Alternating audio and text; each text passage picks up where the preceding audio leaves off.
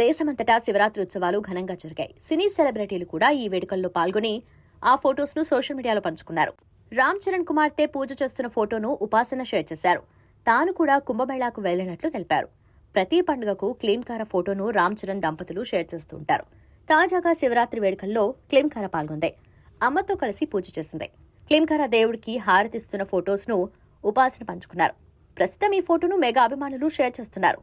Klinkara face చూపిస్తే ఇంకా బాగుండేదని కామెంట్స్ పెడుతున్నారు.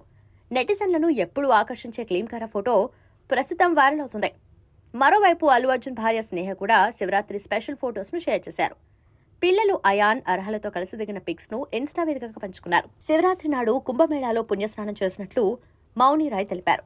శివయ్య ఆశీస్సులున్నాయి కాబట్టే ఇక్కడి వరకు రాగలిగానంటూ ఫొటోస్ షేర్ చేశారు. ఇక ఇషా ఫౌండేషన్ లో శివరాత్రి వేడుకలు ఎంత ఘనంగా చేస్తారో తెలిసిందే. ఈ వేడుకలకు హాజరైనట్లు దర్శకుడు హరిశంకర్ తెలిపారు.